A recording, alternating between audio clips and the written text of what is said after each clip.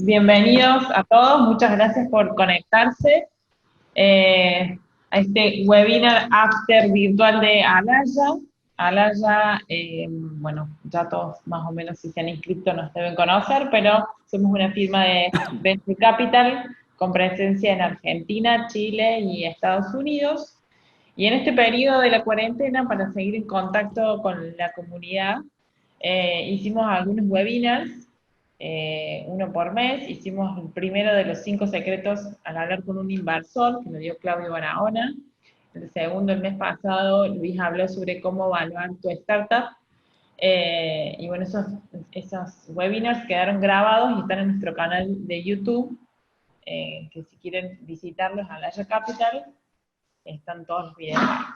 Bueno, en esta oportunidad tocó el turno de hacer como un fuck up, es decir, hablar un poquito de los errores, pero bueno, los dejo ahora con Luis Bermejo, Managing Partner de Alaya, que él va a ser el moderador y nos va a presentar a nuestros dos invitados. Bueno, ¿qué tal? Buenas noches, buenas tardes, algunos más temprano, otros más tarde. Mi nombre es Luis Bermejo, les voy a presentar en realidad se van a presentar ellos.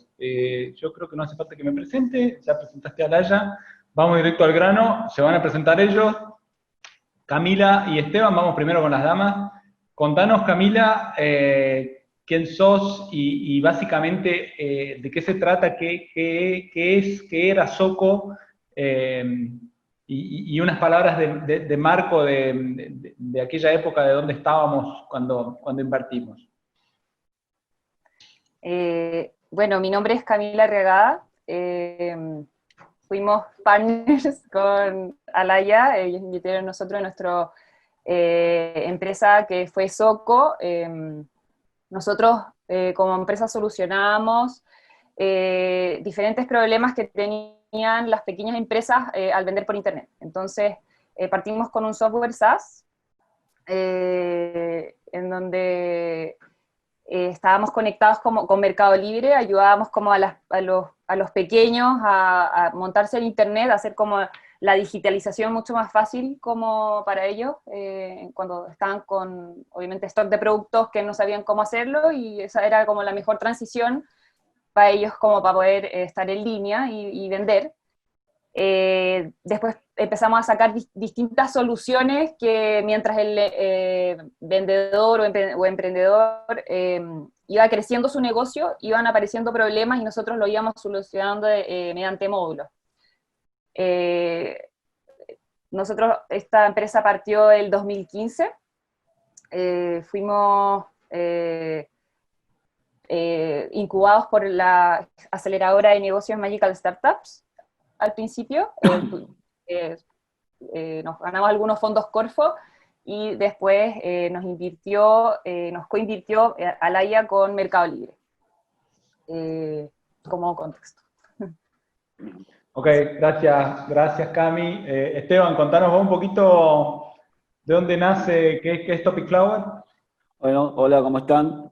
Mi nombre es Esteban Rossetti y Topic Flower es una empresa, porque todavía existe, que nace hace ya unos 6 años, nace en Córdoba, Argentina, y es una empresa que le permite, es una herramienta que le permite a las marcas para detectar cuáles son los temas de conversación que más impacto social o más engagement generan en las redes sociales. Y una vez que se conocen cuáles son los temas de conversación que más interés generan, permite de ahí generar una estrategia de conversación y hacerle un seguimiento y obtener un mejor retorno de inversión de las acciones que se hacen en las redes sociales. Topic Flower, como decía, nace hace como 5 años, nace dentro de otra empresa, al cual también yo había sido fundador, para resolver un problema primero personal, un problema que teníamos dentro de esa empresa. Nos dimos cuenta que ese producto servía para generar y le podía servir a otras empresas, entonces hicimos un spin-off, empezamos a hacer las primeras pruebas en mercado, y ahí es donde elegimos como al gerente comercial de esa gran empresa, como un emprendedor y socio, lo asociamos a Topic Flower, y lo pusimos directamente como CEO de ese producto. Y bueno, esa persona reunía todas las condiciones. Había sido un excelente comercial, tenía una gran capacidad de innovación. Armó y armamos, porque yo pues, lo ayudaba como asesor tecnológico, armamos un equipo, muy buen equipo. Generamos un programa de co-creación donde elegimos las principales marcas, IBM, bueno, grandes marcas, como para que empiecen a utilizar el producto Topic Flower y nos digan si cumplía o no cumplía con las necesidades que tenía, y nosotros íbamos desarrollando por detrás para generar un producto ideal. Y ahí salimos a buscar inversión, conseguimos inversiones de 3 inversores ángeles y también conseguimos inversión de Alaya. Digamos como que el contexto completo aseguraba o daba una buena idea de que el éxito de Topic Flower realmente era algo alcanzable. Ok, gracias Esteban. Y como en general uno está acostumbrado a siempre contar las historias de éxito y todos son espejitos de colores y uno cuando invierte es el mejor invirtiendo. Bueno, en algunos casos eso no es tan así, con lo cual a mí me gustaría meterme, y nosotros como Alaya, cuando invertimos en ambos, la verdad que veíamos emprendimientos con altísima potencia. En ese momento en Topic Flower venía un equipo de fundadores con mucha experiencia y un founder y un CEO, digamos, con altísima potencia comercial y marketing. En Soco, una compañía liderada por una mujer, con lo cual eso no es, generalmente eso suma unos puntos porque no es lo habitual. Una mujer encontrándole la vuelta, una startup tecnológica, invertimos con Meli Fund. Hasta ahí está todo buenísimo, pero después cuéntenos un poquito qué pasó. Cami, si querés, contanos un poquito, después que invertimos, ¿cómo evolucionó la cosa? ¿Cómo fueron esos próximos pasos? Ya, para poner en contexto a la gente, nosotros éramos 4 socios. Yo con mi marido éramos del área comercial, partimos ahí con el tema de la idea, pero nos faltaba toda la parte técnica. Y nosotros habíamos trabajado con unos proveedores que eran programadores y teníamos esta gran idea que necesitábamos esa como patente tecnológica, y ellos también tenían una empresa y decidimos como lanzarnos a esta como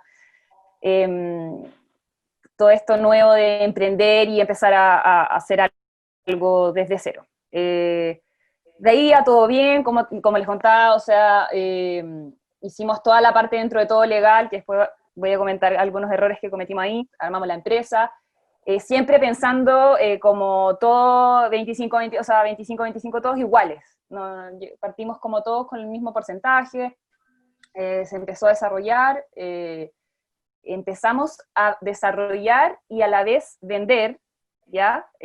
Porque en el fondo nuestros socios siempre trataban como de tener algo muy bien programado, pero en el fondo nosotros también decíamos, es que hay que testear y hay que probar, y con Rodrigo éramos, o sea, éramos como muy sinceros con nuestros clientes de decir, mira, nosotros estamos en esto, estamos partiendo, entonces como que empezamos a tener mucho feedback muy bueno del cliente, y empezamos como a hacer como más robusta esta plataforma, súper desde la necesidad, desde el cliente. Entonces, llegamos a un punto en que teníamos una plataforma que estaba estable, en donde la gente la empezaba a utilizar, y ahí es donde también Mercado Libre nos vio como nos vieron finalmente porque estábamos teniendo como muchos de sus top sellers estaban usando nuestra plataforma. Y ahí es donde también empezó toda como la conversación con Melifans, y es donde también ustedes entraron, en donde teníamos esta como plataforma robusta que estaba funcionando, pero a la vez también teníamos como desarrollos de otras soluciones que complementaban a esta plataforma. Y tenía también mucho potencial. Entonces, el gran tema, de donde empezaron como también un poco los problemas, es cuando llega la inversión, y también como emprendedores, nosotros éramos, bueno, yo con Rodrigo ya habíamos tenido un emprendimiento, teníamos una agencia diseño, pero ellos no habían tenido ningún tampoco experiencia laboral. Nosotros igual habíamos trabajado para alguien en algún momento. Ellos no, y ahí cuando llegó como la inversión, empezaron bastantes como, claro, roces y problemas de ponerse de acuerdo, de los focos, de qué hacer finalmente, por dónde irnos, como de dónde empezar a gastar, y claramente ahí es donde chocábamos bastante, porque por más que, claro, yo era la CEO como por papeles, y siempre fui la representante legal y todo, o sea, como que había muchas como roces de por no nosotros ser tecnológicos, o no por no ser desarrolladores, dejarnos un poco excluidos ahí del desarrollo, de la importancia de dónde seguir. O sea, para nosotros la parte comercial y poder o sea, hacer algo y venderlo era sumamente importante en la etapa de cuando obviamente llega una inversión. Y bueno, un poco ahí los problemas que pasaron post inversión fue como les decía, el tema de los focos, de qué se tiene que gastar primero y qué no. Era muy como al final, como todos somos SEO, ¿me entendías? Como nadie cortaba el qué, que era como ya, o sea, no sé, pues de mis socios, que eran como, no, mira, hay que todo desarrollo, era toda la plata como para desarrollo, y nosotros ahí también tratando de como negociar un poco, y en el fondo, bueno, si es que habíamos como cambiar entonces de SEO, porque todas las decisiones iban allá, tampoco querían tomar ese riesgo de tomar las decisiones. Entonces era como muy complejo para nosotros con Rodrigo poder manejar esta situación de liderazgo, de en el fondo confiar si es que alguien te da el cargo de algo, poder hacer que esa persona pueda ejercer ese cargo. Eso es un poco al principio lo que pasó. Okay. Bueno, igual vamos a seguir conversando. Bien, bueno. Gracias, Cami. Esteban, ¿querés contarnos vos un poquito qué pasó? ¿Cómo fue? Bueno, en el caso de Topic, las condiciones, como decían, sinceramente eran inmejorables, eran muy buenas. De una manera con mucha suerte, habíamos logrado armar un equipo de desarrolladores. Sabemos que es muy complejo conseguir desarrolladores, y ahí es donde se decide hacer la spin-off de esta empresa madre, que es la que aún de alguna manera cobijaba a Topic Flower. Cuando se va a la otra empresa, Nico, que era esta persona que era el CEO en su momento, se desprende un poco de la diaria al cual la teníamos tanto mi socio en la empresa anterior y yo, de la diaria que tenía él con su resto de equipo. Su pasión y su imagen, su visión que tenía de lo que tenía que ser Topic Flower, lo conocía él, lo transmitía, pero el que tomaba las decisiones siempre era él, y le gustaba que las cosas se hagan, y por más que se debatan, y por más que quieran de alguna manera explicarle que había otras opciones, él decía que era la mejor forma que podía llevarlo, lo que él pensaba. Eso hizo que el resto del equipo lo empiece a seguir, con donde él solamente tomaba las decisiones y no la tomaban el resto. De todas maneras, como los resultados eran buenos, porque el producto se seguía desarrollando, el producto estaba bueno, el producto gustaba. Imagínense que luego de recibir la inversión con Alaya, al cabo de unos pocos meses, hasta recibimos un interés de un fondo de Londres. Entonces es como que todo mostraba que al final no se avanzó, pero no se avanzó no porque no quisimos nosotros, no era el momento, dijimos esperemos. Entonces, como decía, las condiciones estaban buenas y valía la pena acompañarlo al emprendedor en esa visión que él tenía, porque los objetivos que venían cumpliéndose de desarrollo, no comerciales, de desarrollo, eran buenos. Armó un gran equipo, excesivamente grande el equipo, y cuando uno no vende, la plata de inversión, por más que sea mucha, se gasta. Entonces, en un momento el equipo estaba arriba de las 15 personas, entre desarrolladores, de usabilidad, algunos comerciales, otros de atención al cliente. Tenían todo, pero nunca se pensó seriamente en cómo venderlo, sino que Nicolás lograba cumplir el objetivo de sus potenciales clientes, que es más, ya le había dado el uso de la herramienta a esos clientes en este programa de co-creación. Permanentemente el programa, nosotros le decíamos, me gustaría que tenga esto, me gustaría que tenga aquello, me gustaría que tenga aquello, y él desarrollaba o pedía que se desarrolle, pero nunca llegaba el momento de decir, bueno, llegó el momento de cobrarte.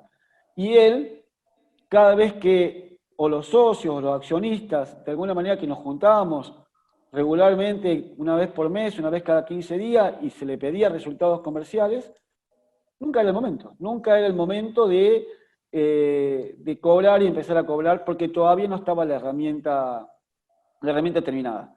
Y eso hacía que empiece a haber presiones de parte de los socios para que empiece a cobrar, y también había algún interés de parte de la misma gente del equipo, donde dice, bueno, a ver qué hacemos, empecemos a funcionar realmente como empresa, porque la plata de la inversión se viene gastando más rápido la cuenta, y ya no tenía, se veía que se ponía oscura el escenario. Entonces, en esa situación donde uno empiezan a surgir un montón de valores personales y de enojos y de rispideces entre todo el equipo, y ese ambiente hermoso y prometedor que había es el que empieza a complicarse, digamos. Ok, gracias Esteban. Ahora, yo soy muy ansioso y más allá de todas las lecturas que hay para hacer del proceso, a mí me gusta saber el final. Nosotros hemos vivido con las empresas invertidas montones de crisis de todo tipo, ¿no? Con los equipos, con las decisiones a tomar, pero en los dos casos de ustedes sucedió algo por ahí un poquito más atípico o algo un poco más extremo, llamémosle. Cuéntenme en qué terminó, qué sucedió después, en qué terminó, y después me gustaría que vayamos un poquito a las lecturas del proceso, a las alertas, a los aprendizajes. Cami, contanos cómo siguió en los dos casos hubo una priorización de parte o de todo el equipo en priorizar el producto y no tanto la venta, y en definitiva esto empezó a provocar problemas. ¿Cómo siguió en tu caso, Cami?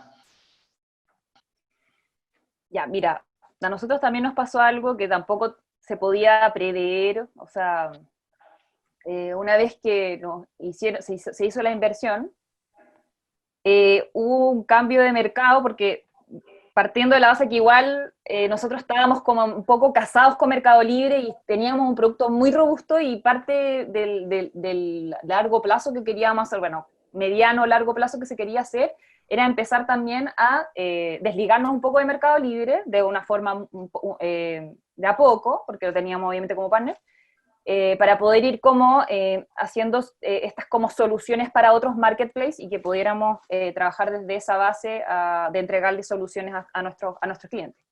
El tema es que Mercado Libre también, sin previo aviso ni nada, como que hizo un cambio muy...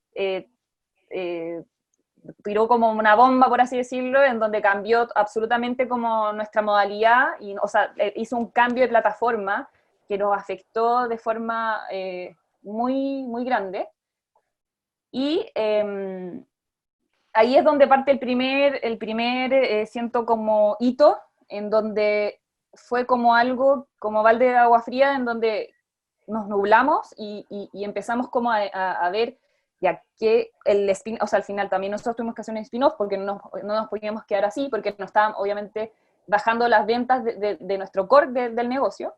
Entonces teníamos que ver por dónde al final cautivábamos al cliente en toda una como solución también que le hacíamos en Mercado Libre, como en sus tiendas. Nosotros como que éramos un agente que les solucionaba la parte como visual de su marca, y eso se quitó en Mercado Libre. Entonces después teníamos otras soluciones que podríamos haber potenciado mucho más, que ya estaban desarrolladas, y ahí fue donde cayó este tema de nuestros socios, de Álvaro y de Rodolfo, en donde empezaron a decirnos que tenemos que desarrollar desde cero, que tenemos que hacer otra cosa, y ahí es donde empezaron también como los problemas, porque, no sé, o sea, del hecho de la base, no sé, algo tan ridículo como, ponte tú, para mí era, con Rodrigo decíamos, a ver, necesitamos solucionar el tema de los pagos, para que fuera algo mucho más SaaS y podemos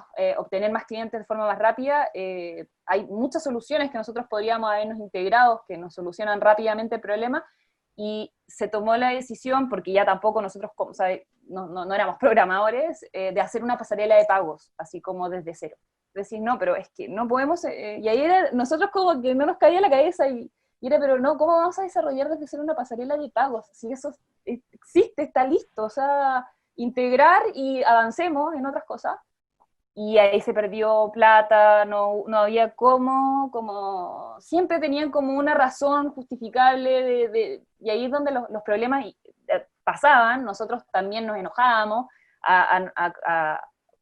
por ser nuevos, no sé, tampoco como que uno tiene de repente la confianza y es una tontera, porque en el fondo podríamos haber hecho ahí un stop y decir, ¿sabes qué? Necesitamos ayuda, algo está pasando, ayúdanos un poco, pedir ayuda en la parte como de esta toma de decisión de hacer el pivot, que al final se empezó a desarrollar algo desde cero, y teníamos unas soluciones también buenas, que ponte tú, teníamos una solución que tenía un algoritmo que ya estaba listo, que era para solucionar todo el tema de preguntas, que era muy bueno y que también quedó ahí y se desenfocó finalmente. Entonces, esto terminó en que, bueno, retomando el tema de los socios, nosotros teníamos un socio que era como ese caso que tú no sabés cómo llegaste a ser socio, en donde siempre tenía como así te embolinaba la perdiz, como se dice acá en Chile, pero en el fondo él no hacía nada, era realmente un desastre. Nosotros tampoco, como que hicimos una evaluación como comercial al juntarnos con ellos de como su historia para atrás. En el fondo, no sé, no se podía pedir créditos porque estaba endeudado hasta el cuello, y cuando pasó todo esto, al final íbamos de hecho a ver el tema de un crédito que como que nos ayudaba como a ciertas cosas, como que se salió, como que vendió su acción y se salió, y aparte de todo el problema, que ya hace medio odio que estábamos, se salió del paso y quedó como libre de todo el reajuste, o sea, todo el poner la cara y ver cómo solucionábamos el problema. Así que eso fue como ya fatal. Bueno, obviamente llegaba un punto en que con Araya no seguimos al segundo nivel de la segunda, entregar la segunda plata, y ahí las cosas terminaron obviamente de una mala forma. Nosotros con ello, le pasó un poco lo que hablaba Esteban, al principio, de que se puso como puso en contra al final a nuestros trabajadores de sus mismos. Ellos nunca, como que, en el fondo el problema, yo creo grande, es que ellos siempre se consideraron como un empleado de la empresa. Nunca vieron como el peso, nunca le tomaron el peso, como que la responsabilidad de cómo actuar frente a socios, a inversores, a nada, o sea, así resumiendo, imagínate, demandaron a su propia empresa a la inspección del trabajo. Entonces, como que tú ya con esas cosas, tú decís, no, como que no tiene ni pies ni cabeza. Nosotros con Luis nos agarrábamos la cabeza así como, yo tampoco te juro que tenía una respuesta para ustedes de cómo están pasando las cosas, porque para mí es algo sumamente loco, lo sigo creyendo, como que cómo puede también como explotar la cabeza y decir, no, ya absolutamente viviendo en un mundo paralelo. O sea, se rompió completamente ahí la relación. Sí. Digo, ahí, como para cerrar, Cami, ahí se rompió la relación, ¿y qué pasó con la compañía? Terminanos de contar a dónde terminó esto. Sí, bueno, una vez que en el fondo pasó esto y llegó tarde una ayuda, que igual la quiero como comentar porque fue algo que nos abrió un poco los ojos, que fue toda una mentoría que nos hizo. Nosotros habíamos como ganado una mentoría de NetMentora, una red de mentores como de gerentes que como que te apadrinan, por así decirlo, y te dan como todo un soporte de nivel comercial y de negocio, finalmente, que fue súper bueno, pero fue súper tarde, porque cuando ya él llegó, el gerente Pernod Ricard, que era un seco, claro, vio todo esto como quiebre que había y pucha, ya no había nada que hacer. Entonces era como, pucha, si hubiera llegado capaz que meses antes y no hubiera visto hecho algunos cambios, no sé, bueno, no sé si es que no hubiera explotado después esto. Pero lo que pasó fue de que teníamos todo, pero ya nosotros como no funcionábamos como equipo, o sea, se rompió totalmente, es como una relación, o sea, separación absoluta. Esto terminó en que por distintas formas estábamos como tratando de un poco de vender esta tecnología a una empresa que se pudiera hacer cargo y poder seguir con Soco, porque en el fondo tanto Soco no era el problema al final, era más que nada lo que lo estábamos liderando en este momento.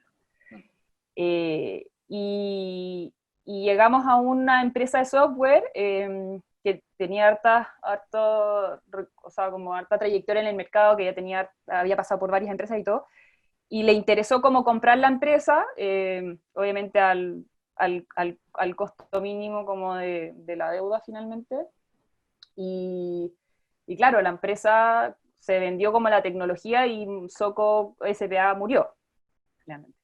Así nunca más vimos, y ahí quiebre total. Hasta el día de hoy yo no tengo idea de qué pasó con ellos. Okay. Sí.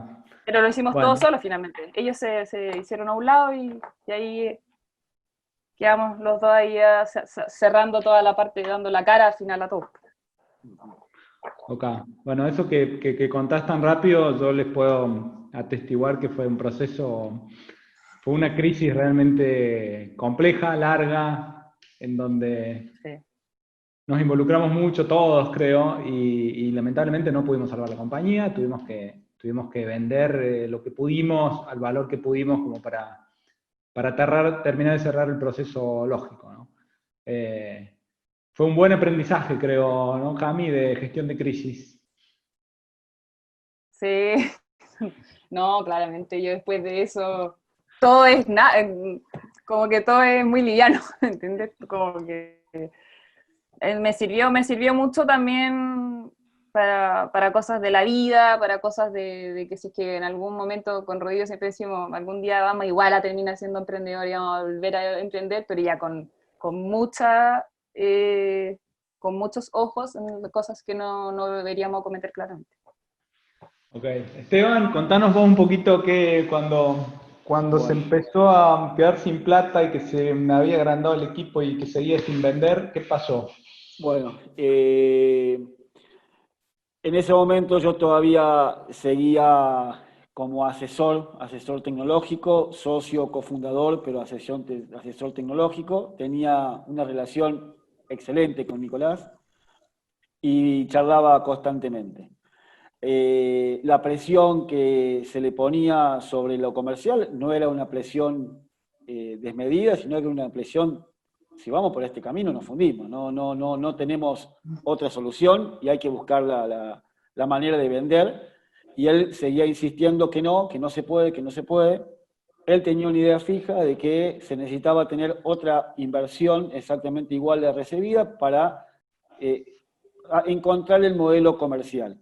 El tema es que, por lo que se veía, ya no quedaba el tiempo suficiente para buscar un nuevo inversor y mostrarle que la empresa no vendía, sí tenía promesa, y que el tiempo que normalmente se demora conseguir una inversión ya no existía. Entonces había que buscar una otra solución. A todo eso hizo que él siga entusiasmado, siga mirando que el producto le faltaba, y eso le hacía que él meta mucha presión en el equipo tecnológico. Y tenemos la buena o mala suerte que después de 2 intentos queda seleccionado en Startup Chile y hace que él se vaya a Chile a pasar estos meses, recibe un dinero que le da más tiempo de agonía. El tema es que al irse, el equipo que queda aquí en la oficina empieza como a armarse su propio equipo y empiezan a ponérsele en contra de que al final el CEO no le estaba encontrando la solución, y a todo esto me llaman por teléfono un día y me dicen, che, esto no da para más, no hay forma de solucionarlo, Nico no escucha, no quiere hacer más nada, montado en su ego, en donde el único que sabía hacer las cosas era él, y ya había demasiadas validaciones de que no se estaba logrando los resultados.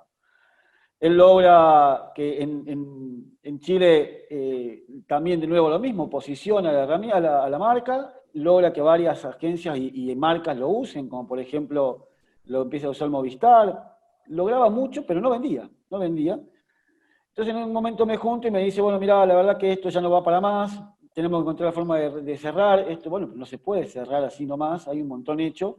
De último hay que buscar la forma de vender lo logrado hasta ahora. No, esto no va, yo no aguanto más la presión de otro de los socios, me llevo mal, no me hablo más con el equipo.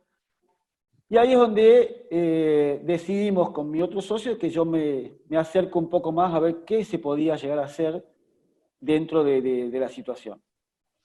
El día que yo llego, me pongo a ver cómo estaba y había más de 100 clientes usando la herramienta. Y le digo, a ver, ¿qué pasa con todos estos clientes? ¿Por qué no pagan? Ah, no pagan porque Nico les dice que todavía no está la herramienta, entonces no vale. No, le digo, no, para nada, hagamos una cosa. Este es el último mes al cual se les da gratis y después empezamos a cobrarle. Cuando le digo eso a Nico se opone, Nico dice que no, directamente se pelea con todos los socios, deja de hablar, con el único que tenía algún contacto era conmigo, entonces le digo, vean, Nico, hagamos una cosa. Vos quedate en un puesto de marketing donde haces relaciones públicas y demás, y yo me hago cargo del resto, donde yo manejo el equipo y me encargo de cobrar, me encargo de vender, pero vos, Nico, manejar la parte de la imagen. Dijo que no, que la herramienta era una invención de él, que le gustaba a él y que él la necesitaba cerrar, y ya tenía preparado un mail de despedida a todos los potenciales clientes que estaban usando la herramienta. Al cual le digo, bueno, no, frená, no la vamos a cerrar, no es una edición personal, no la vamos a cerrar. Tanto era su nivel de que creía que la herramienta era él, que cuando fue a Startup Chile y crea la empresa en Chile, no le pone Topic Flower, sino que le pone su nombre personal, le pone Nico a la empresa, y eso termina de demostrar que él era él el que se vendía y nadie más, y la herramienta era otra cosa. Lo acompañé hasta el momento que dice, bueno, me voy, entrego todo mis acciones, entrego todo mi equity, yo se los doy a ustedes y yo me voy con nada, no debo nada ni nada. Entonces, transfiere su porcentaje a los socios fundadores y a donde yo me hago cargo, y tan es así de que lo llamamos a todos, dos cosas hicimos. Él tenía una idea de cobrarle un ticket mensual de $500 por el servicio, donde incluía casi que un servicio personalizado de parte de él a las empresas. Lo cambiamos y dijimos, nosotros somos Topic Flower, nosotros te damos una herramienta para que vos con tu equipo lleve adelante la conversación, y pasamos de cobrar $500 a cobrar $50 por marca. Ya todos nos decían que era muy difícil cambiarle tanto el valor y mantener, pero el resultado termina demostrando que fue un acierto, porque nos llamamos todos los clientes y el 80% empezó a pagar.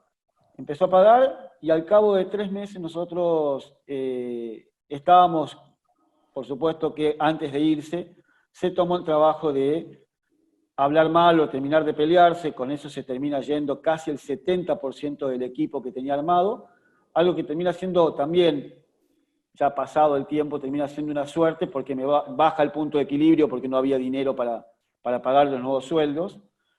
Volvimos a hablar entre todos los socios inversores vuelven a confiar en esto que se había demostrado 2 meses de que el negocio realmente era viable. Hacen un nuevo aporte chiquito, eran 3 meses de sueldo del equipo que había quedado, y con esos 3 meses de sueldo se logra conseguir un ingreso genuino que permitía mantener el equipo y de ahí crecer de manera genuina con la propia utilidad de la empresa. Entonces, mirando ahora un poco más para atrás, la conclusión es justamente es el ego del emprendedor, y como gran aprendizaje, un dicho que lo dicen mucho, pero lo viví y lo puedo validar, es que si uno no siente vergüenza cuando sale por primera vez al mercado con la primera versión es porque salió tarde. Y eso es lo que le pasó a Nico. Nico nunca creyó que la herramienta estaba en condiciones de salir y siempre quería que algo le faltaba, y por eso no se animaba a cobrarle, no se animaba a vender directamente.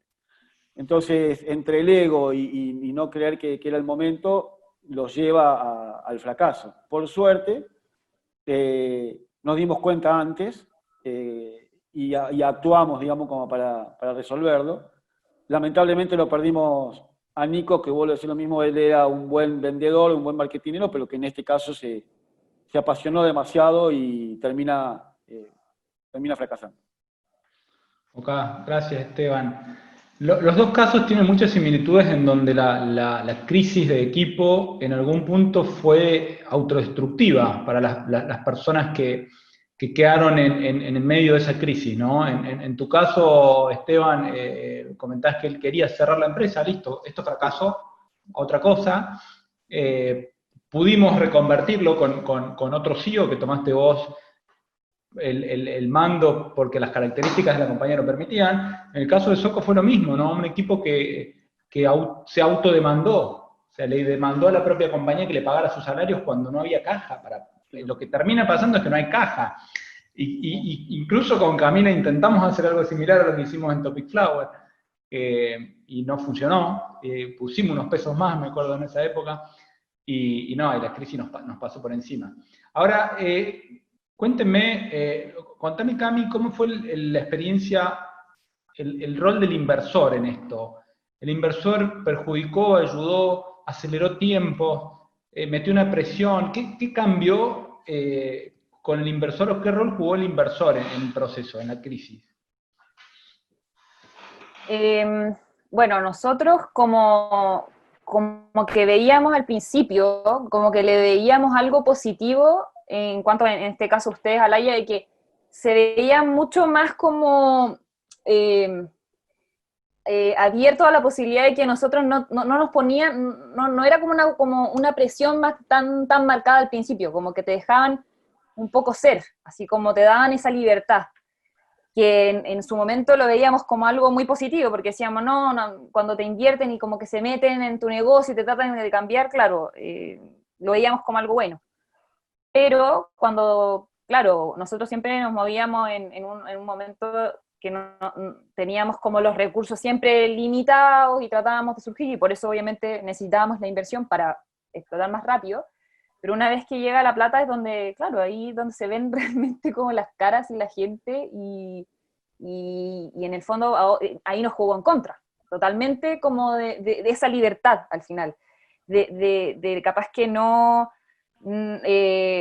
en su momento teníamos obviamente reuniones en donde nosotros íbamos dando como los avances y qué sé yo, pero con este como problema que tuvimos con el cambio de mercado y todo, capaz que nos dejaron que nosotros resolviéramos el problema, y como no, por detrás, no estábamos, no había comunicación finalmente, o sea, se estaban yendo por otra parte, y tampoco nosotros como que claro, queríamos demostrar que estaba todo bien y que estaba controlado, pero en el fondo ya la olla estaba a punto de explotar, y claro, el rol del inversor en el caso cuando ya la olla se destapó, y ahí tuvimos que efectivamente darle la cara a ustedes, decir, ¿sabes qué pasó esto? Y no nos queda plata, y estamos en esta situación, y bueno, y pasó todo lo que pasó con mi socio, en donde ahí sí jugaron un rol de partner, de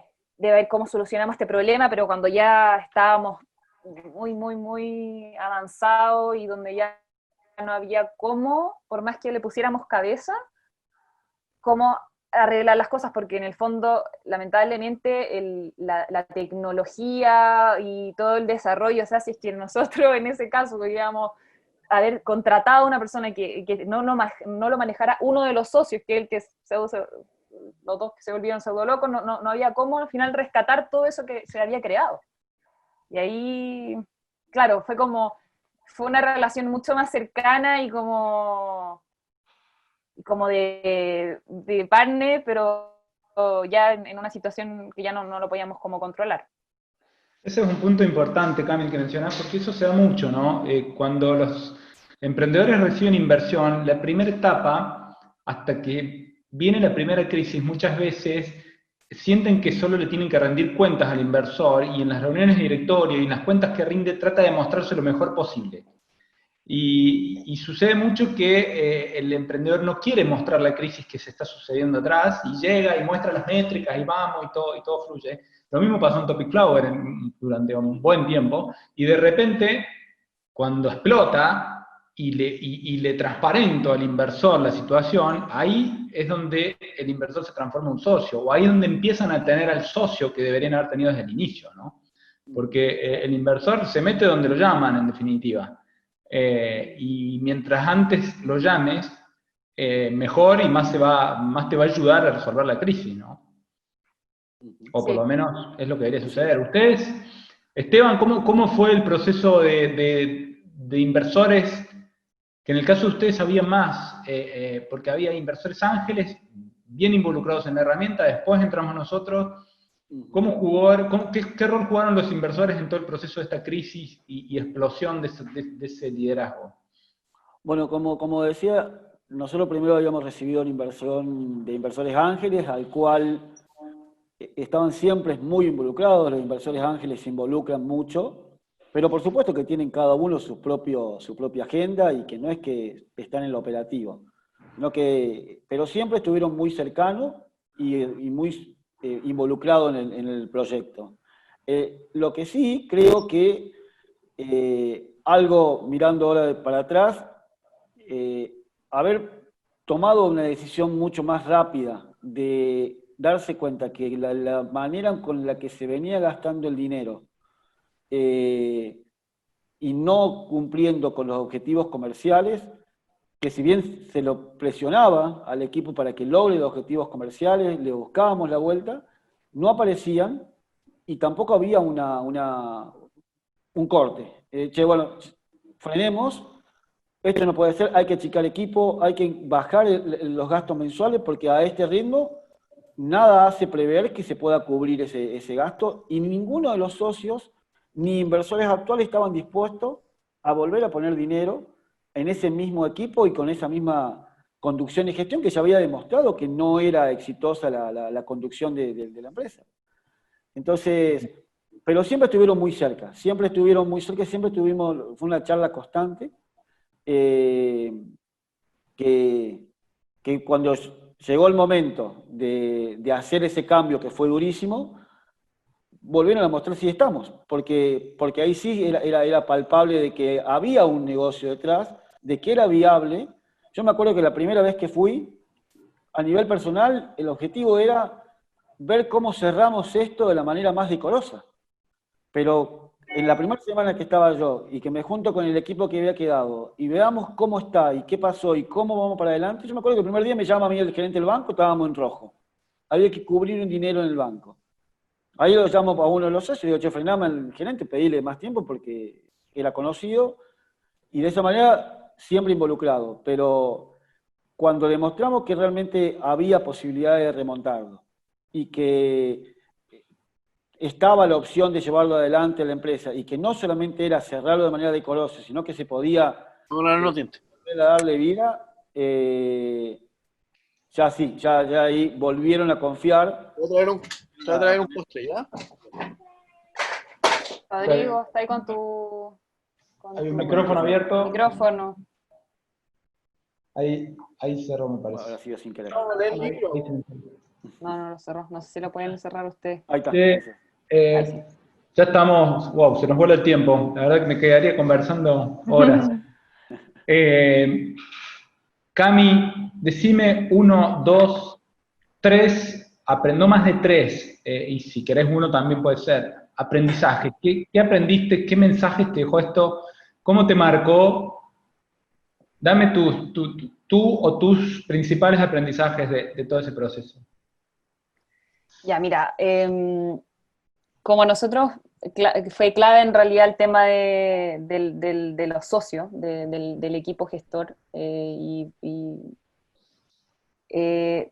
uno no tiene el principio cuando arma una empresa como el socio, que te juro que es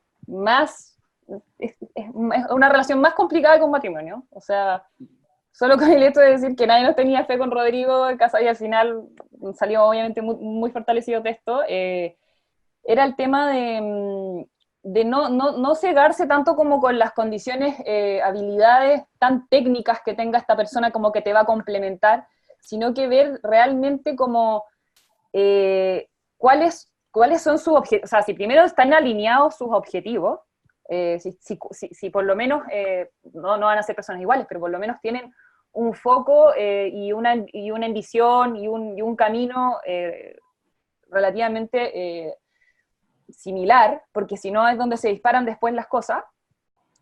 Otro aprendizaje es, cuando uno parte un negocio, no cegarse inmediatamente en dividirse la empresa de tal forma de que después eso pesa, o sea, el trabajo que finalmente después cada uno hace, o sea, a partir con el tema del vesting, que ahora nosotros no teníamos idea que existía al armar la empresa, hay modalidades en donde la empresa al principio no es de nadie, o sea, trabajemos todos para un futuro muy prometedor, pero vamos de a poco, no poniéndonos al tiro la soga al cuello, porque eso es lo que nos pasó a nosotros, que después no teníamos cómo recuperar, o sea, con esa cantidad de responsabilidades ingentes que después no puedes confiar o no estás remando para el mismo lado, es algo que es sumamente complicado. O sea, después capaz que, no sé, un trabajador o algo sea mucho más tiene mucho más valor finalmente que tu propio socio. Entonces,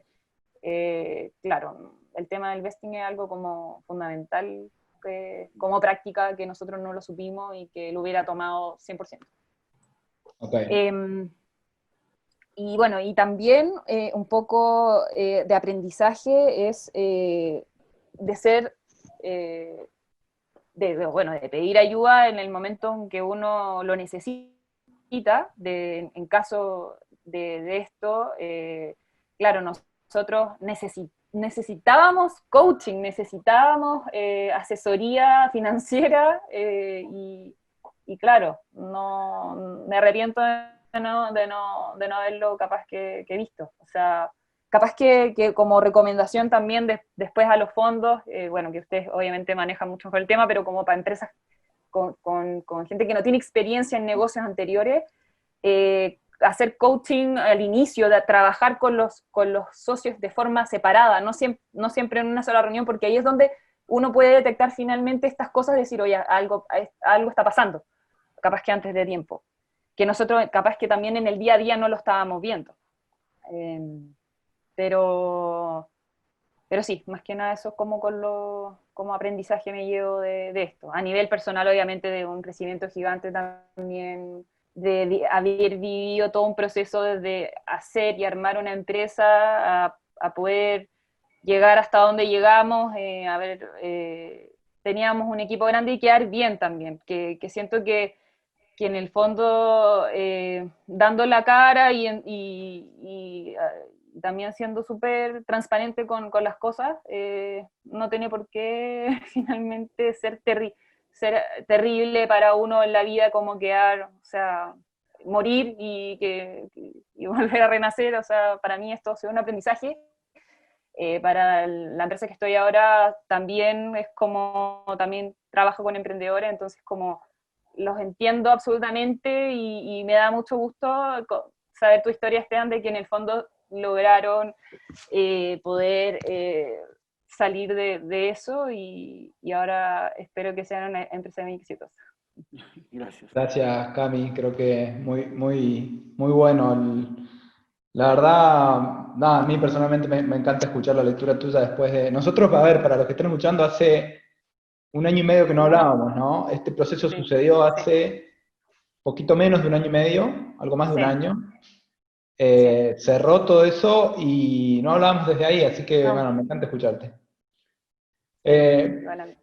Esteban, que con quien sí seguimos, porque la cosa no murió, revivió, y no tuvimos que hacer write-off. Tirame 1, 2, 3 aprendizajes.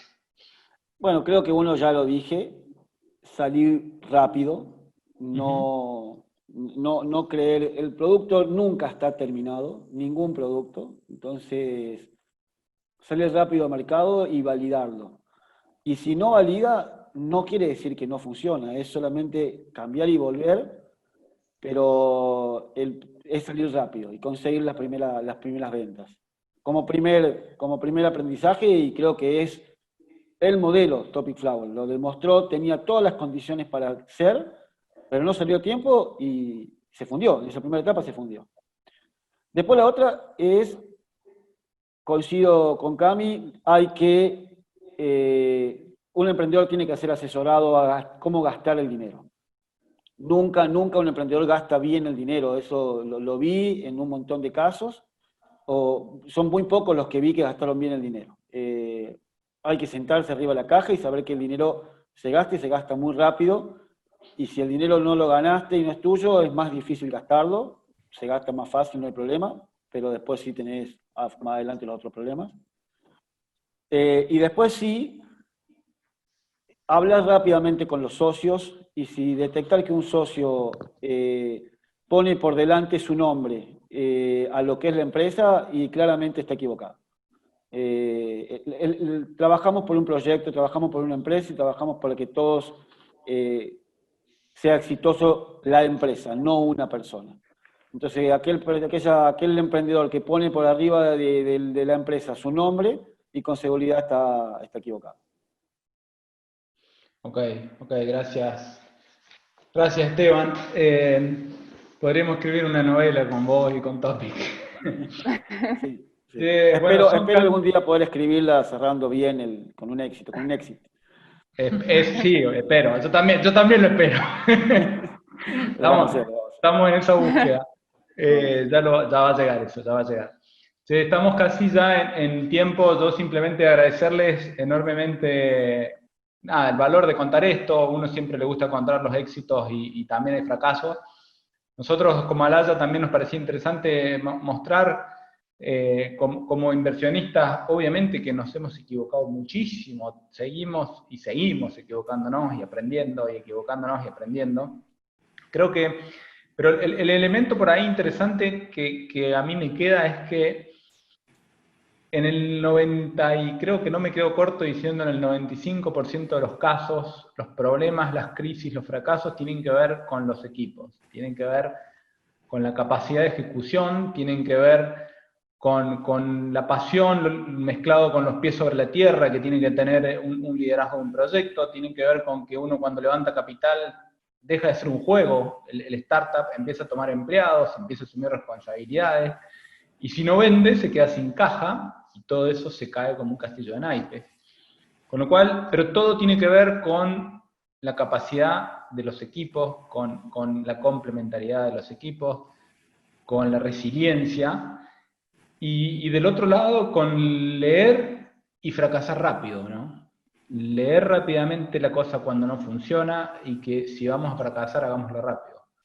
Creo que esas son las dos cosas que yo por lo menos he aprendido bastante de los casos como los de ustedes, que bueno, que los vivimos juntos, ¿no? Yo los viví desde todo el proceso, ¿no? Desde cuando invertimos soñando en el gran exit y al gran éxito total, hasta que tuvimos que arremangarnos y ver cómo juntábamos los pedazos.